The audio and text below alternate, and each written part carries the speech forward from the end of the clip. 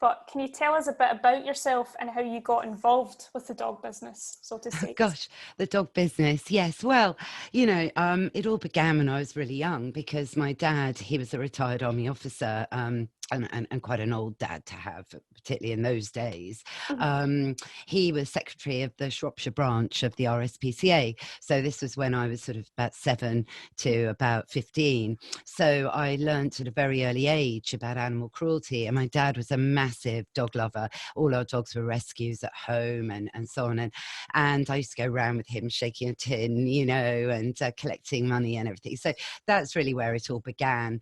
And dogs have been part of my life always.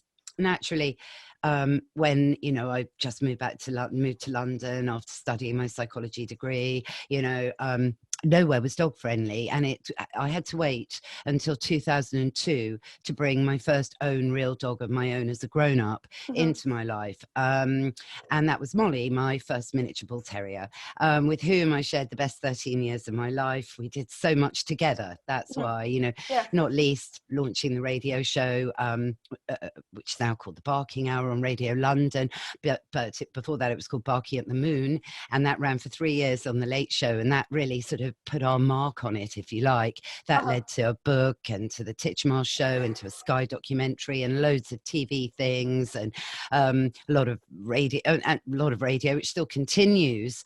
So it started with my dad, I guess, totally honestly. Brilliant. Well, you've been involved in different kinds of TV projects and radio projects. Are you able to talk us through some of that at all? Well, yeah, as I just mentioned, it really started with BBC Radio London and a chance meeting with Joe Good that led to a documentary on BBC Inside Out that was called Fur Kids, and it was really highlighting her as having just taken on her bulldog Matilda. So Matilda was only 3 months at this point, so I've known her bulldog ever since then, and we just really hit it off. It was quite a radical episode, actually, in so much as, this would have been, oh gosh, time wise, it probably was about 2009. So the concept of fur kids and everywhere being dog friendly and so on and so forth was still, we weren't there yet. And Molly, my miniature bull terrier, was born in 2002, so she would have been, she was 7 already. And then anyway, in 2010, we launched the radio show that started off as a small slot. It was so successful, the BBC gave us an hour. We doubled it to 2 hours a week. And then 3 years later, we moved to prime time, where we became an hour, the Barking Hour. And then in between all of that, we did Sky, we did the Titchmarsh show, which was probably the most landmark series, to be fair. ITV prime time. I love Alan Titchmarsh. And so we were weekly for a year over 3 episodes, 3 series. So yeah, and we really enjoyed it. And it was an opportunity really for me to fly the flag for my miniature bull terrier and for bull breeds, because Molly really,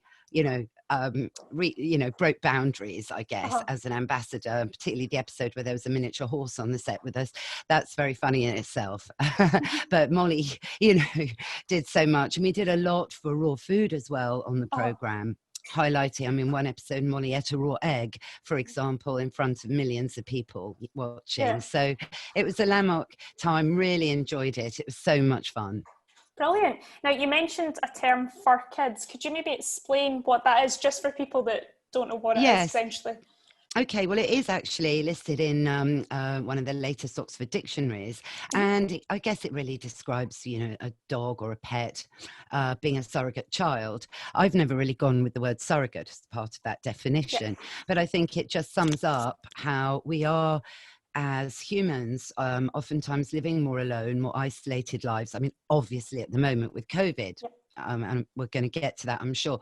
But as we're living in such a technology-led world, dogs offer us an antidote to this, to balance our lives, and that's so Fur Kid. I think it's really an involvement of all of these things and the great connection between dogs and us people.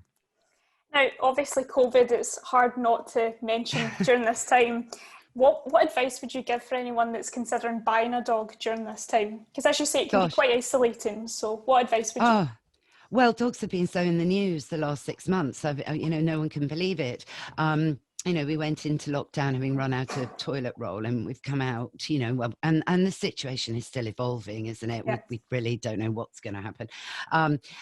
But we'd run out of puppies, which was the most unbelievable headline, and terribly sad in a way, as whilst I can really understand, I wouldn't have got through lockdown without, because I live alone, without my pets, and that includes my cat Gremlin, and obviously Mr. Binks and Prudence. So I get it why people would have thought, oh wow, they see people out with their dogs on their daily exercise routine and think, gosh, I want a dog. But, we know that dogs are a massive commitment and they're not an impulse purchase. And I just think over the years, television and the media and celebrities have popularized dogs, and it all kind of stems from that. And then I guess people were at home alone and wanted the ultimate companionship, which is a dog. And here we are now. I must admit, I've never had so many dog training inquiries coming in at the moment. And it is not all, but many are lockdown puppies. So I would advise people to think very carefully. All our situations are in flux at the moment, and ideally when you bring a dog into your life, you need to be secure. You need to know you've got a roof over your head, and where your income's coming from, because dogs aren't cheap. They require feeding, veterinary care, and if you're going for a doodle, they require grooming every 4 weeks, which is an expense. So that's my advice. Think very carefully. Can you tell us a bit about your own dogs? And if it's possible, if you could talk a little bit about Molly. We'll start in the present, I guess. So currently I have Mr. Binks. He is a rehomed English toy terrier. So he was looking for a home aged 2.5.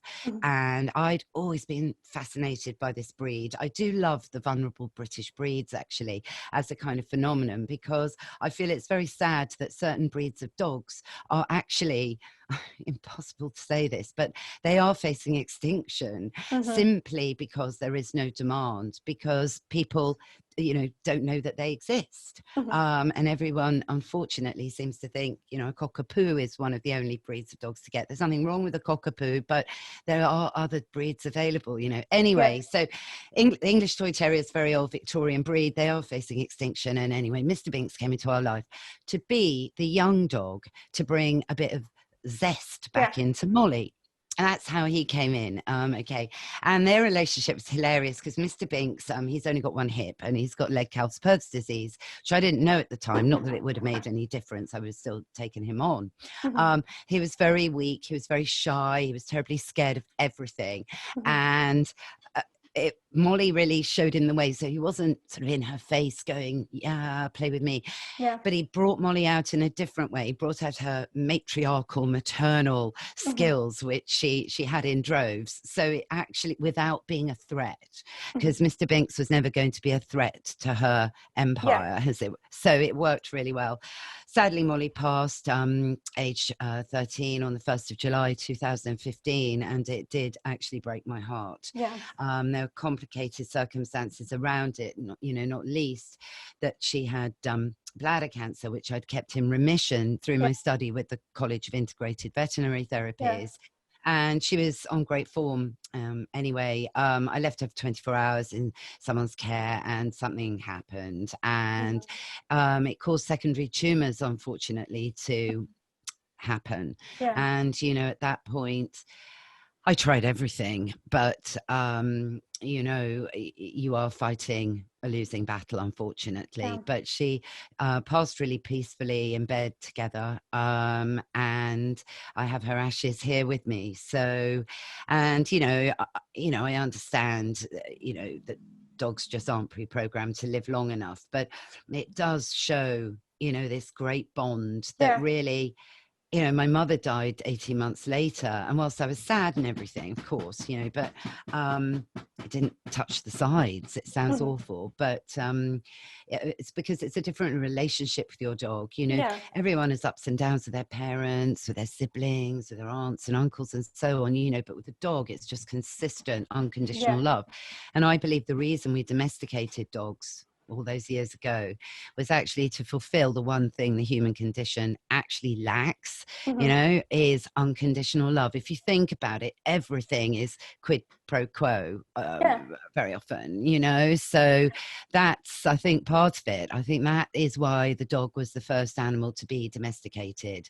Yeah, because they were before the horse, you see. So anyway, yes. And then everyone would say, Annie, you've just got to get another miniature bull terrier, you know. And I did think, well, it's going to be tricky, and it's going to be hard. But maybe it is actually what I need, you know, to give me something so difficult to deal with again, that it will, you know, distract me, give me a focus. So Prudence was born roughly on the 49th day after Molly's passing. And because I'm mad, no, because I believe in Buddhist principles and that the spirit remains close for 49 days after death, I automatically assumed, of course, that Molly was reborn in Prudence. So long story short, Prudence arrived in from Germany, and she's just sitting, she's just here at the minute, actually. She might have to join in a sec. Anyway, yes, she's been a whirlwind. She hasn't been easy. And I love her to pieces. And in a way, you know, she's remarkably funny. And what I'm doing with her at the moment is actually, I'm working with Dave Wardell of Canine Finn, who I'm sure you know. He's training us to sniff out truffles. So because Prudence she's not like a normal bull terrier. So she's just, from the day I got her, you know, I was like, she could make a sniffer dog. There was just something about her incessant interest with her nose, which Molly didn't have. You know, most bull terriers are quite happy to sit on the sofa all day and watch daytime telly. No, not Prudence. So anyway, that's where it is. And she's 5 now. Binks is 8.5. And then I have my cat Gremlin, who moved in with Molly and I 9 years ago, before we left London, and he's traveled around the country with us, and I love him to pieces as well. He's magnificent, and he's the first cat I've owned, so he's opened my eyes completely to the amazing feline intelligence, you know. So your podcast out, I was just wondering, could you tell us a little bit about that and how people can get in touch should they want to get in touch with your website and things? Yes, here's Prudence, in case there we are, we're filming. Come on, you're being filmed, Prue. You're going to look at the screen, because there's no treats. Okay, hang on. Now, we're talking about the podcast now. So the podcast is really dedicated to Molly. I will just say that, as it does. I do talk to a lot of people who knew Molly on the podcast, and I always feel anyone who knew Molly, I have an extra connection with. I guess that will last forever, you know. It's called A Dog's Life, and it is really all my experience wrapped of the last 20 years, wrapped up, combining my study to interject some health episodes with the alternative vet Lise Hansen, who's Danish, and you know, really, really brilliant. And we talked to scientists like Dr. Rupert Sheldrake about the alternative view. You know, he has proven that the paranormal is actually completely normal. And we talk about telepathy between dogs and their owners. He's one of my heroes. So can you imagine? I was in his library. It was like a bucket list moment for me. So that we kicked off with Rupert. And then we've talked to Claire Guest of Medical Detection Dogs about the COVID sniffing dogs, which of course is a massive, another reason dogs were hitting the press, you know, recently. So that's, I love dogs' noses and what they can do. We talked to Toby Rose of the Palm Dog. So it's really an eclectic mix of wonderful moments that epitomize, I believe, modern dog ownership. Perfect. And where can people find you? Oh, right. Well, we're streaming on all platforms. So Apple Podcasts, Spotify, all of them. It's free to subscribe. It's A Dog's Life with Anna Webb. So it's free, you know. And if you subscribe, you know, the episodes just come in because we're weekly. We've got quite a momentum going on and some great episodes lined up. Just wanted to ask, why do you think that we are a nation of dog lovers? Out of every single animal, it seems to be dogs that really resonate with people. So why do you think that is?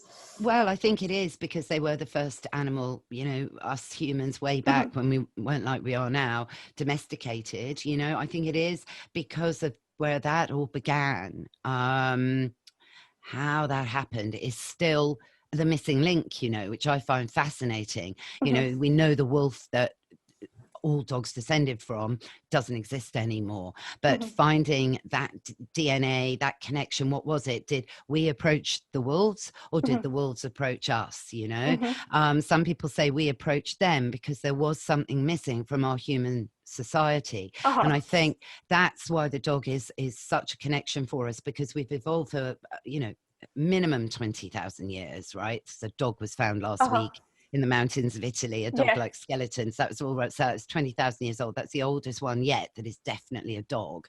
Um, you know, we've evolved epigenetically for all this time. So we ate the same food, you know. I mean, there Hmm. wasn't any processed food around then. So whatever meat was caught, we all ate it, and we all breathed the same air, and so on. Okay. So I think it's got to do with that. I think it's because dogs are pre-programmed to read us.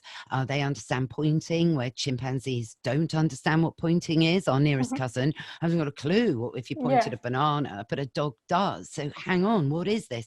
You know, and I think it's got to do with that. And of course, their huge olfaction means we've proven it now, they can smell our moods, they can smell cortisol.